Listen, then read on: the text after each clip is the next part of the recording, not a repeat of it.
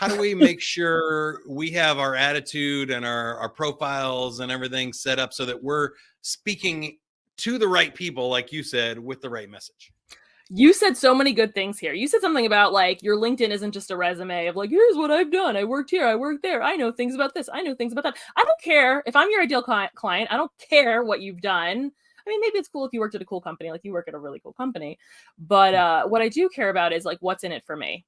And that was a huge mindset shift that took me kind of years to understand. Actually, I was just talking about Jonathan Pritchard. Jonathan Pritchard probably got that in my head like 7 or 8 years ago. It was another friend of mine.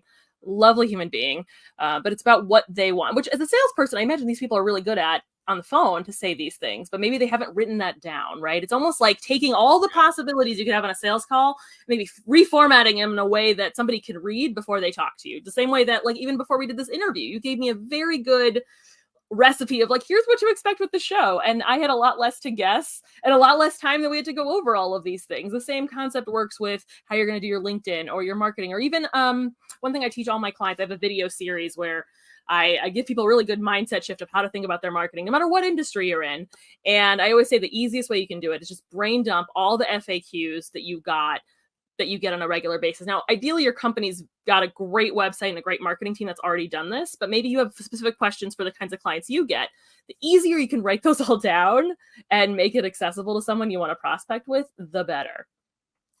I love that. And I'm going to let people behind the scenes a little bit on this one, since you've already shared and opened it up. But I think being a guest on a podcast like this one is very similar to trying to get a sales appointment, because you do outreach to people. You researched me. You had frequently asked questions from podcast hosts that you shared ahead of time and on your website. I even saw you shared on LinkedIn today.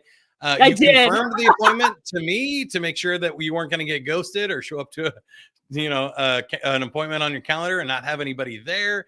You have also like done the pre-call research and other kind of work that salespeople should be doing.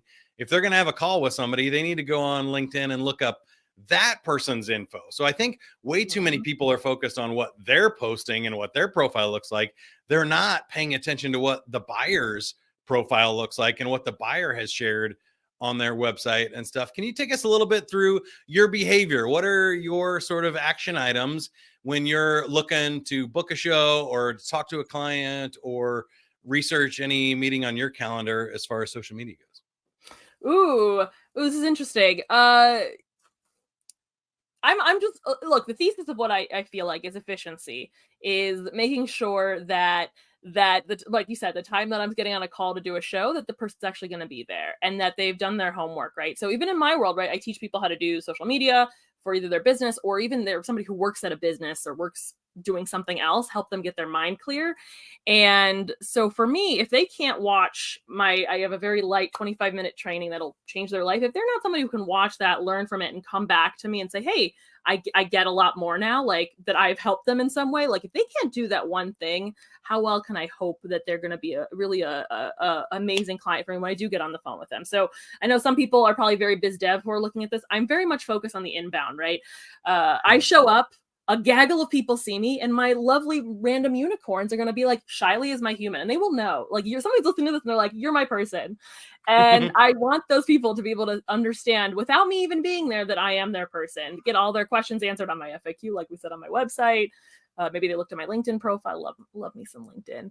But that's also the magic, right? Is that they don't have to guess that they can trust me, is that all that's happening offline. And it's a lot of, I think one thing I heard on another episode with yours is that it's really bridging the skills that you have already, right? These people that are listening, they know sales. Look, I don't pretend to be the queen of sales. I respect salespeople more than anything. They're geniuses. So many people are so scared to touch it. But there's so much skill that they have maybe on the phone that is so brilliant. And it's taking that same heart and logic and human kindness and adapting it to the tools of the web so that you can stay top of mind with all of your prospects, whether they're ready to hire you today or in 6 months. Yeah, I love that. I think listening is one of the biggest skills that salespeople use and people don't use on social media. There's a billion people trying to shout and get attention, and there's very few people actually listening on social media.